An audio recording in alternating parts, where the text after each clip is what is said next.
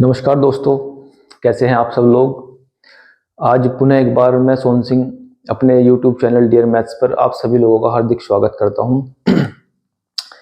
आज मेरे पास वही एक क्वाड्रिलेटरल का टॉपिक है, कक्षा 9 का, यानी कि चतुर्भुज। उसी को मैं बहुत पहले से स्टार्ट कर चुका हूं और उसी को कंटिन्यू करते हुए हम उसके क्वेश्चंस को समझते हैं। कुछ थ्योरम बेस्ड क्वेश्चन हैं, उन्हें बहुत ध्यान से समझना हमें पड़ता है। वो डेफिनेशंस बेस्ड क्वेश्चन होते हैं। अगर आपको बताई गई डेफिनेशंस याद है तो उन्हें अप्लाई करके आप सारी थ्योरम्स को प्रूव कर सकते हैं। ठीक है, इसी तरीके का हमारे पास एक क्वेश्चन है। देखिए, क्वेश्चन आपके सामने लिखा गया है। क्वेश्चन कुछ इस तरीके से है कि दो लाइन है एल और एम। मैंने यहाँ पर दो लाइन ड्रॉ की है, एल और एम।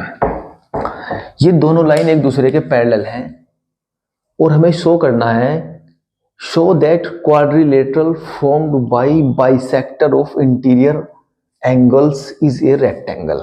ठीक है, हमारे पास एक स्टेटमेंट ये है कि हमारे पास दो पैरेलल लाइंस हैं और उन दो पैरेलल लाइंस को एक लाइन इंटरसेक्ट करती है, यानी कि कट करके जाती है। ऐसा करने से वहां पर चार इंटीरियर एंगल बनते हैं। देखिए, जब आप इसे कट करेंगे तो एक एंगल इधर बनेगा, एक एंगल इधर, एक इधर और एक इधर। तो जो इंटीरियर एंगल्स हैं उनके जो बाइसेक्टर्स हैं, बाइसेक्टर्स यानी कि उनके समद्विभाजक, यानी कि ऐसी लाइन जो उन्हें दो बराबर भागों में कट करती जाए। तो हमने जो पहला एंगल है इसका बाइसेक्टर मैंने ये बना दिया ए बी। इसका कटिंग पॉइंट यहाँ पर ए मान लिया, तो इसका मैंने नाम रख दिया ए बी। एक इसका बाइसेक्टर बनाया है जो इधर एंगल बन रहा है, इसका नाम रख दिया है ए डी। इधर का जो बाइसेक्टर इसका नाम हो जाएगा सी डी, और जो इधर का बाइसेक्टर है उसका नाम हो जाएगा सी बी या बी सी। तो हमारे पास जो प्रूफ करने के लिए कंडीशन आई है, उसने कहा कि इनके बाइसेक्टर यानी कि समद्विभाजकों को जब हम आगे बढ़ाते हैं तो आगे बढ़ाने पर वो कहीं ना कहीं एक दूसरे से जरूर मिलेंगे, और मिलेंगे तो एक क्वाड्रिलेटरल फॉर्म्ड होगा, यानी कि क्वाड्रिलेटरल एक चतुर्भुज बनेगा। आपको ये शो करके बताना है कि वो जो चतुर्भुज बनेगा वो एक आयत होगा, यानी कि एक रेक्टेंगल होगा। ठीक है बॉस। तो एकांतर अंतःकोणों के समद्विभाजकों द्वारा जो चतुर्भुज बनेगा, यानी कि क्वाड्रिलेटरल बनेगा, उसे हमें रेक्टेंगल प्रूफ करके दिखाना है। बहुत सिंपल सी कंडीशन है। देखिए, स्टार्ट करते हैं अपनी वीडियो को, प्रूफ करने की तरफ चलते हैं। देखिए, सबसे पहले आपको ये समझना पड़ेगा, जिसे हमें रेक्टेंगल प्रूफ करना है तो रेक्टेंगल की डेफिनेशन आपको पता होनी चाहिए। रेक्टेंगल की डेफिनेशन क्या है? एक ऐसा क्वाड्रिलेटरल जिसकी अपोजिट साइड, यानी कि आमने सामने की साइड्स इक्वल होती हैं और सारे एंगल 90 डिग्री के होते हैं। ठीक है, चलिए, तो आपके सामने डायग्राम बन चुका है। हमें क्या प्रूफ करना है कि जो अंदर एंगल बने, देखिए इनके मैंने नाम रख दिए 1 2 3 4। ये एंगल 5, ये 6, ये 7, ये 8। वो तो आप अपनी मर्जी से कुछ भी रख सकते हैं। हमें यहाँ पर कंडीशन क्या दी गई है कि ये लाइन इस एंगल का बाइसेक्टर है, यानी कि एंगल 1 इज इक्वल टू 2 क्या होगा? 1 इज इक्वल टू 2। ये बाइसेक्टर है तो दोनों भी आपस में इक्वल होंगे। 3 इज इक्वल टू 4। ये बाइसेक्टर है तो 5 इज इक्वल टू 6। ये बाइसेक्टर है तो 7 इज इक्वल टू 8। ये कंडीशन हमें गिवन है। हमें प्रूफ करना है कि ये एक रेक्टेंगल है। ये मैंने कंडीशन यहाँ पर लिख दी है। देखिए बॉस, अब हम क्या करते हैं, ये जो लाइन पूरी एक लाइन पे एंगल बने हुए हैं 1 2 3 4, ये सारे के सारे यानी कि चारों के चारों जो एंगल हैं वो एक ही लाइन पर बने हुए हैं। और आपको पता है कि एक लाइन पर जितने भी एंगल बनते हैं उन सब एंगल्स का जो सम होता है वो 180 डिग्री होता है। तो यहाँ पर भी वही लगाएंगे, हम यहाँ पर ये प्रॉपर्टी लगाएंगे लाइन की। तो angle 1 plus angle 2 plus angle 3 plus angle 4, इन सब का जो सम है वो 180 है। क्यों? क्योंकि एक लाइन पर बने हुए सभी एंगल का सम 180 डिग्री होता है। अब आपको पता है कि देखो ऊपर देखिए, एंगल 1 2 के इक्वल है और 3 4 के इक्वल है। अब कंडीशन को ध्यान से समझिए, हमें जो एंगल चाहिए वो 2 और 3 चाहिए, यानी कि 1 और 4 को हमें रिमूव करना है। तो 1 की जगह पर क्या रख देंगे आप? 2। तो यहाँ पर आ जाएगा एंगल 2, और इस एंगल को एज इट इज रखेंगे 2 को, प्लस 3 को हमें एज इट इज रखना है। और क्योंकि 4 जो है वो भी 3 के इक्वल है तो 4 के स्थान पर आ जाएगा 3 और इज इक्वल टू 180 डिग्री। तो ये डबल एंगल हो गए। देखें यहाँ पर 2 angle 2 plus 2 angle 3 is equal to हो गया यहाँ पर 180 डिग्री। 2 आप दोनों से कॉमन ले लेंगे, यहाँ पर आएगा angle 2 plus angle 3 is equal to 180 degree. तो angle 2 plus angle 3 is equal to होगा 180/2, क्योंकि 2 मल्टीप्लाई में है तो डिवाइड में आ जाएगा बॉस। 2 से डिवाइड करेंगे 180 को तो यहाँ पर बन जाएगा 90 डिग्री। तो एंगल 2 और 3 का जो सम है वो आ गया 90 डिग्री। एंगल 2 और जो 3 है उनका सम आ गया 90 डिग्री। यही तो हम निकालना चाह रहे थे कि जो अंदर के एंगल्स हैं उन सब की वैल्यू 90 डिग्री के इक्वल है। तो क्योंकि हमने से एंगल को इस तरीके से माना हुआ है कि एंगल 2 है और ये 3 है, तो हमने इन दोनों का जो सम है वो 90 डिग्री के इक्वल प्रूफ कर दिया है। सिमिलरली जो कंडीशन हमने यहाँ अप्लाई की, अगर हम नीचे के लिए भी करेंगे तो वहां भी हमारे पास इन दोनों एंगल का सम क्या आ जाएगा, 90 डिग्री आ जाएगा। तो यहाँ लिख देंगे सिमिलरली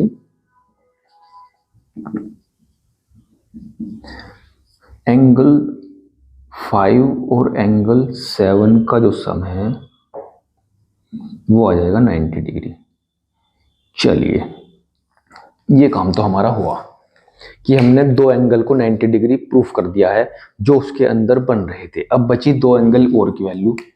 एक इधर जो एंगल बन रहा है ये भी हमें 90 प्रूफ करना है, और जो इधर एंगल बन रहा है ये भी 90 प्रूफ करना है। लेकिन इनके लिए क्या हम करते हैं, पहले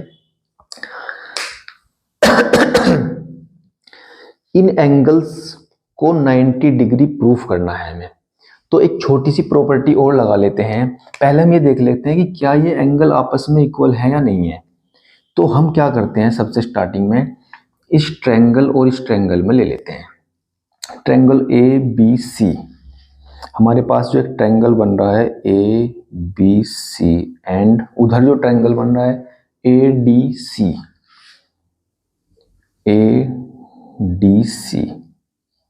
इन दोनों ट्रायंगल में हम कंडीशन लेते हैं। ठीक है भैया, देखिए ध्यान से।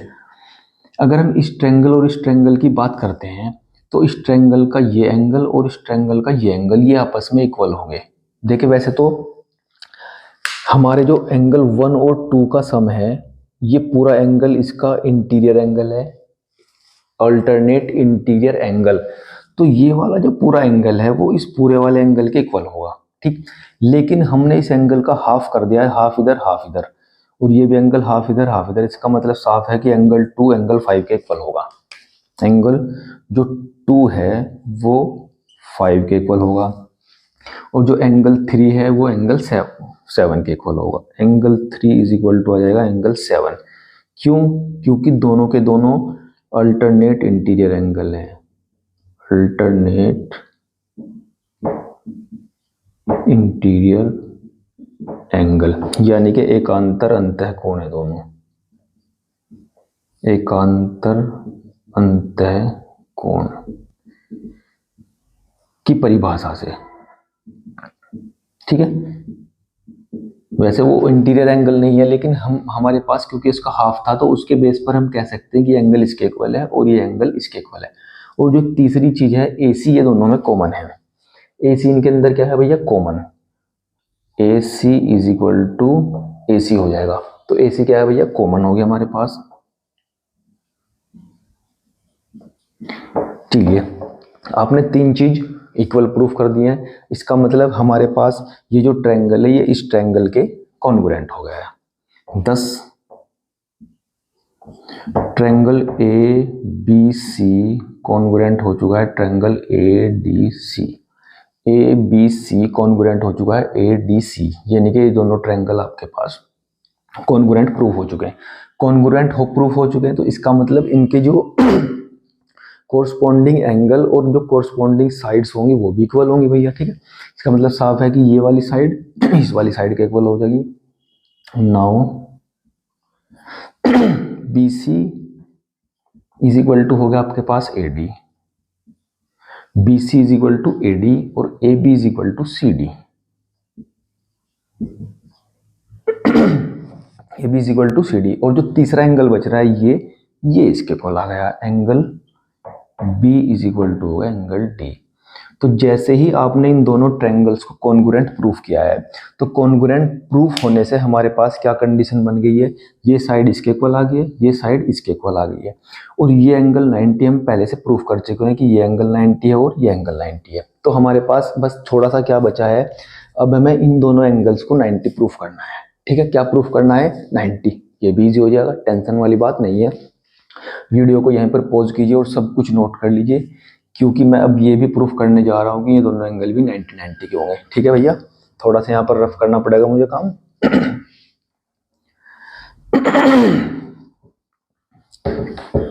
बहुत ही आसान काम रहेगा आपके लिए अगर आपने डेफिनेशंस को बहुत ध्यान से पढ़ा हुआ है। तो ध्यान से देखिए,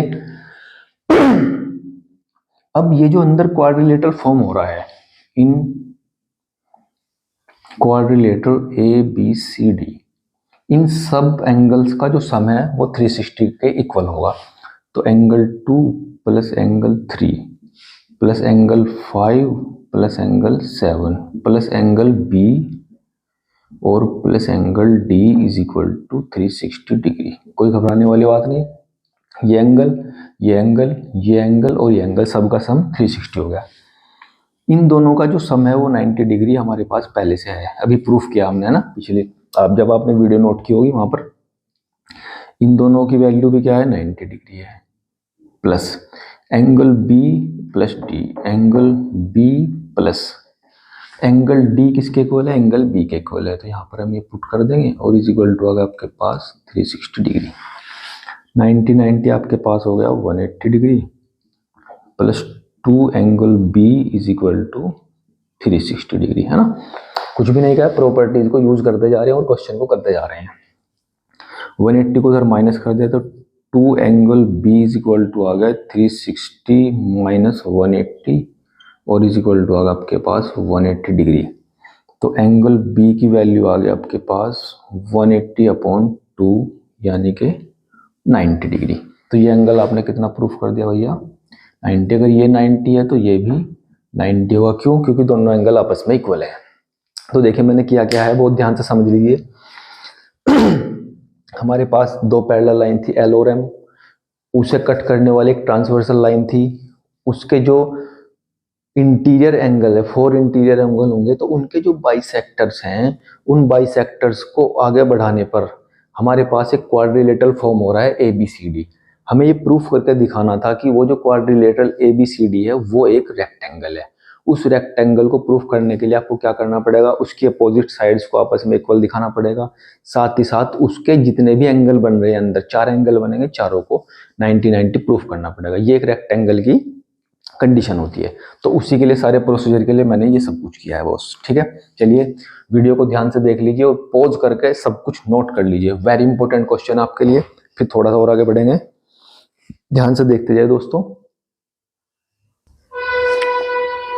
चलिए दोस्तों, एक और बहुत शानदार क्वेश्चन है हमारे पास। क्वेश्चन है ट्रेपेजियम का। ट्रेपेजियम भी एक क्वाड्रिलेटरल यानी कि चतुर्भुज होता है। ये एक स्पेशल टाइप का चतुर्भुज होता है। स्पेशल का मतलब अलग। ठीक है, ट्रेपेजियम की डेफिनेशन के अनुसार हम जानते हैं कि ट्रेपेजियम एक ऐसा क्वाड्रिलेटरल होता है जिसमें 2 साइड पैरेलल होती हैं, लेकिन जो साइड पैरेलल होती हैं वो आपस में इक्वल नहीं होती हैं। और 2 साइड यानी कि एक पेयर ऑफ लाइन पैरेलल होता है और एक पेयर ऑफ लाइन पैरेलल नहीं होता है। अब हमारे पास 2 टाइप के ट्रेपेजियम है। एक तो वो जिसमें जो लाइन पैरेलल नहीं है वो आपस में इक्वल नहीं होती, और एक ट्रेपेजियम वो होता है जिसमें जो लाइन पैरेलल नहीं होती लेकिन वो माप में इक्वल होती हैं। तो यहाँ उसी की बात करेंगे। स्पेशल क्वेश्चन है। हमारे पास एक ट्रेपेजियम है ए बी सी डी। देखिए ये मैंने इधर फॉर्म किया है, ये अलग काम है, ये हम बाद में समझेंगे कि क्या है। हमारे पास एक ट्रेपेजियम है ए बी सी डी। इसकी ये लाइन और ये लाइन आपस में पैरेलल है, और जो दूसरी लाइन अनपैरेलल है वो आपस में इक्वल है। वो कंडीशन हमें दी गई है। देखिए एक क्वाड्रिलेटरल है ए बी सी डी जो ट्रेपेजियम है, ठीक है, यानी कि समलंब चतुर्भुज है।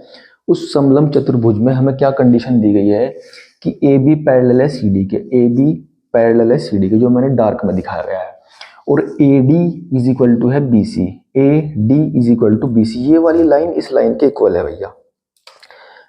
आइसोसेलेस ट्रेपेजियम है क्योंकि इसमें वो साइड आपस में इक्वल है जो पैरेलल नहीं है। आप स्पेशल टाइप का ट्रेपेजियम पढ़ रहे हैं। अब हमें इसमें 100 क्या करके दिखाना है, 3 कंडीशन है। Angle A is equal to B, ये वाला एंगल इस एंगल के इक्वल प्रूफ करना है। फिर angle C is equal to angle D, ये पूरा एंगल इस पूरे एंगल के इक्वल प्रूफ करके दिखाना है। और ट्रायंगल ABC ये वाला जो है ABC, ये हमें कॉन्ग्रुएंट शो करना है BAD इस वाले ट्रायंगल के। ध्यान से देख लीजिए हमारी कंडीशंस हैं। अब हमने एक अलग से काम क्या किया है इसमें, ये जो हमारी साइड AD थी इसके पैरेलल हमने बिंदु C यानी कि पॉइंट C पर एक पैरेलल लाइन ड्रॉ कर दी, इसके पैरेलल एक लाइन यहाँ पर ड्रॉ कर दी और एक लाइन इसके पैरेलल ऊपर ड्रॉ की। देखिए ध्यान से, इसके पैरेलल यहाँ पर और इसके पैरेलल यहाँ पर हमने ड्रॉ की, वो दोनों लाइन एक दूसरे को पॉइंट E पर कट कर रही हैं। ठीक है बॉस, तो यहाँ पर एक नया क्वाड्रिलेटरल बन के सामने आया AECD जो कि एक पैरेललोग्राम है। क्यों? क्योंकि इस लाइन के पैरेलल ये है और इस लाइन के पैरेलल ये है। हमने एक पैरेललोग्राम बना लिया अपने प्रूफ करने के लिए। तो अब हम प्रूफ करते हैं, वो सब चीजें हमें गिवन है। प्रूफ की ओर चलते हैं भैया। प्रूफ बहुत इजीली समझ में आएगा। हमने जो अलग से कंस्ट्रक्शन किया उसे भी लिख लेंगे कि हमने ये कंस्ट्रक्शन किया है इसमें। प्रूफ के लिए हम क्या करते हैं, देखिए हमारे पास AECD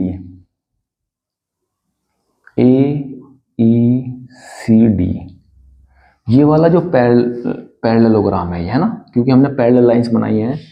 AECD is a parallelogram. अगर ये पैरेललोग्राम है तो जो इसकी अपोजिट साइड्स होंगी वो आपस में इक्वल होंगी, यानी कि ये साइड जो CD है ये AE के इक्वल होगी। CD इज इक्वल टू हो जाएगा AE के इक्वल हो जाएगा। ठीक है भैया। और जो ये साइड है AD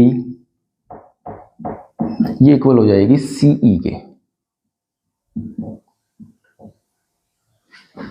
AD is equal to CE। ठीक है, AD is equal to CE। अब ध्यान से देखिए, जो AD है वो हमारे पास BC के इक्वल दी गई है, ये गिवन है हमें। AD is equal to BC, यानी कि यहां से AD के स्थान पर हम लिख देंगे BC, sorry AD is equal to BC के इक्वल है यहां पर, और ये इज इक्वल टू है CE। देखिए ध्यान से, मैंने क्या प्रूफ कर दिया है, देखिए ये साइड इसके इक्वल थी और यही साइड इसके भी इक्वल है। इसका मतलब ये साइड और ये साइड भी आपस में इक्वल होगी। अगर ये दोनों साइड आपस में इक्वल होगी तो इसका मतलब ये कौन सा ट्रायंगल बन गया है, ये बन गया आइसोसेलेस ट्रायंगल। दस triangle EBC is a isosceles triangle, यानी कि समद्विबाहु त्रिभुज बन गया है। और आपको पता है कि जो आइसोसेलेस यानी कि समद्विबाहु त्रिभुज होता है, उस समद्विबाहु त्रिभुज की एक खास बात क्या होती है कि उसकी दो साइड आपस में इक्वल होती हैं, तो उसके जो कोरस्पॉन्डिंग एंगल होंगे वो भी आपस में इक्वल हो जाएंगे। तो इसका मतलब हम साफ कह सकते हैं कि एंगल 3 इज इक्वल टू होगा एंगल 4 के। इसमें कोई दो राय वाली बात नहीं है। ठीक है, एंगल 3 इज इक्वल टू आ गया एंगल 4 के। ध्यान से देखिए, ये हमारा एक पैरेललोग्राम है AECD। इस पैरेललोग्राम में जो एंगल 1 और एंगल 4 है, इन पैरेललोग्राम AECD अगर हम इसमें देखेंगे तो एंगल 1 और 4 का जो सम है वो 180 के इक्वल है। एंगल 1 और 4 का जो सम है वो 180 के इक्वल है, क्योंकि पैरेललोग्राम की कंडीशन है एक साइड में जो एंगल बनते हैं उनका सम 180 होता है। और एंगल 2 और 3 का जो सम है वो भी 180 है। ध्यान से देखिए, 2 और 3 का भी सम, क्योंकि एक ही लाइन पर एंगल बन रहे हैं तो एक ही लाइन पर बने हुए एंगल का सम 180 डिग्री होता है। ठीक है मेरे भैया, equation number first, equation number second, दोनों की अगर आप कंपेयर करेंगे तो दोनों 180 के इक्वल हैं। तो एंगल 1 + 4 इज इक्वल टू हो जाएगा एंगल 2 + एंगल 3। ठीक है बॉस, हमें एक्चुअल में दिखाना क्या है, यहाँ पर एंगल 1 को 2 के इक्वल दिखाना है। एंगल 1 को 2 के इक्वल दिखाना है, इसका मतलब 3 और 4 को रिमूव करना पड़ेगा। अब आप देखें यहाँ पर एंगल 3 किसके इक्वल है, एंगल 4 के, तो यहाँ पर लिख देंगे एंगल 2 और 3 की जगह पर आ जाएगा एंगल 4, क्योंकि हम पहले से प्रूफ कर चुके हैं कि एंगल 3 4 के इक्वल है भैया। तो 4 से 4 कैंसिल हो गया, तो एंगल 1 इज इक्वल टू आ गया एंगल 2 के। चलिए, एक काम तो बन गया हमारा। यानी कि एंगल ए कह सकते हैं, एंगल 1 को एंगल ए कहेंगे और 2 को कहेंगे एंगल बी। ठीक है, तो एक चीज तो हम प्रूफ कर चुके हैं, जो हमें प्रूफ करनी थी कि एंगल कहाँ गया भैया, ये रहा, एंगल ए को एंगल बी के इक्वल प्रूफ करना था, तो वो हम इस तरीके से आराम से प्रूफ कर चुके हैं। हमने क्या किया है, जो हमारे पास एक पैरेललोग्राम था ए ई सी डी, इसमें ये साइड इसके इक्वल होगी क्योंकि पैरेललोग्राम है, लेकिन ये साइड ऑलरेडी इसके इक्वल थी, तो इसका मतलब ये दोनों साइड आपस में इक्वल होगी, जिसके कारण ये एक आइसोसेलेस यानी कि समद्विबाहु त्रिभुज बन गया है। तो इसका मतलब साफ है कि एंगल 3 4 के इक्वल हो जाएगा, एंगल 3 = 4 हो गया है। अब हम इस पैरेललोग्राम में वापस चलते हैं। एंगल 1 और 4 का जो सम है वो 180 हो जाएगा, एंगल 2 और 3 का जो सम है वो भी 180 होगा। क्यों? क्योंकि वो एक ही लाइन पर बनने वाले एंगल है। अब यहाँ पर दोनों का जो सम है वो 180 के इक्वल है, इसका मतलब दोनों कंडीशन आपस में इक्वल हो जाएंगी। तो 1 और 4 का जो सम है वो 2 और 3 के सम के इक्वल हो जाएगा। लेकिन हम जानते हैं कि 3 = 4 है, तो आपने 3 की जगह पे यहाँ पे 4 रख दिया, 4 से 4 कैंसिल, तो एंगल 1 = आ गया एंगल 2। और एंगल 1 क्या है आपका, एंगल ए तो है, और एंगल 2 क्या है, एंगल बी है आपके पास। तो इस तरीके से आपने पहली कंडीशन को प्रूफ कर दिया, एंगल ए = एंगल बी। थोड़ा सा आगे चलते हैं, अब हमें ये वाले एंगल भी प्रूफ करने, एंगल सी और डी एक दूसरे के इक्वल है। इन्हें भी प्रूफ करते हैं हम, ध्यान से देखते चलिए भैया। अब बॉस देखिए ध्यान से, एंगल 1 और एंगल डी,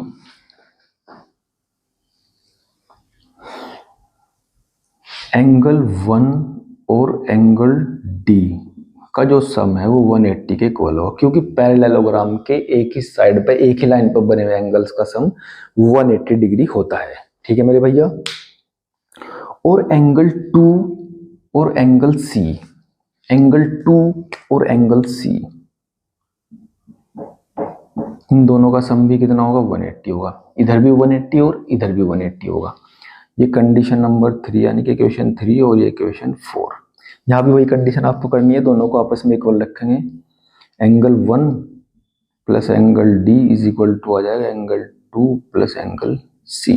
कोई दिक्कत वाली बात नहीं आनी चाहिए इसमें आपको। अब आपको पता है, क्या पता है, वही पता है जो हमें यहाँ रखना है। हमें एक्चुअल में प्रूफ क्या करना है कि एंगल डी और एंगल सी आपस में इक्वल है, तो इसका मतलब हमें 1 और 2 को यहाँ से रिमूव करना पड़ेगा। देखिए ध्यान से, एंगल 1 को हम ऑलरेडी एंगल 2 के इक्वल प्रूफ कर चुके हैं, तो एंगल 2 आ जाएगा यहाँ पर, और एंगल डी = हो जाएगा एंगल 2 प्लस एंगल सी। 2 से 2 कैंसिल हो गया, तो एंगल डी = आ गया एंगल सी। चलिए, कंडीशन नंबर 2 भी आप प्रूफ कर चुके हैं अकॉर्डिंग टू क्वेश्चन। जो आपको क्वेश्चन में कंडीशन दी गई थी उसमें आपने पहले एंगल ए को बी के इक्वल प्रूफ किया है, फिर एंगल सी को एंगल डी के इक्वल प्रूफ कर दिया आपने। 2 कंडीशन आपके सामने लिखी गई, कैसे आपने प्रूफ किया है। तीसरी कंडीशन पे चलते हैं हम। तीसरी कंडीशन में हमें ट्रायंगल ए बी सी, ठीक है, ये वाला जो ट्रायंगल है भैया, देखिए ध्यान से, यहाँ से यहाँ तक जा रहा है, डार्क कर देता हूँ थोड़ा सा, ये, और जो ये वाला ट्रायंगल है इधर ऐसे, ये वाला, इन्हें आपस में आपको कॉन्ग्रुएंट प्रूफ करना है। कॉन्ग्रुएंट के लिए आपको 3 कंडीशन इक्वल होनी चाहिए। तो लेते हैं दोनों ट्रायंगल को। In triangle A B C, ये वाला जो ट्रायंगल है, and triangle A B D, यही है ना, या बी ए डी लिख लेते हैं, चलो एज यू विश। चलो मेरे भाई, अब देखिए हमें क्या करना है। आप ध्यान से देख पा रहे हैं कि दोनों में ए बी तो कॉमन है, ए बी = ए बी आपके पास कॉमन है, वेरी सिंपल। दूसरी चीज क्या इक्वल है भाई, मेरे भाई ध्यान से देखिए। ओके, देखिए इस ट्रायंगल में, अच्छा ये साइड इसके इक्वल है भैया ना, हमें गिवन है AD = BC। आप दी हुई कंडीशन को ध्यान से देखेंगे तो आपको नजर आएगा AD इस ट्रायंगल में आ रही कौन से में, BAD में, और जो BC है वो आ रही है ABC में। इसका मतलब वो भी आपस में इक्वल है। तीसरी चीज आपको क्या दिखानी है भैया, वो भी देख लेते हैं। तीसरी चीज हम क्या इक्वल कर सकते हैं?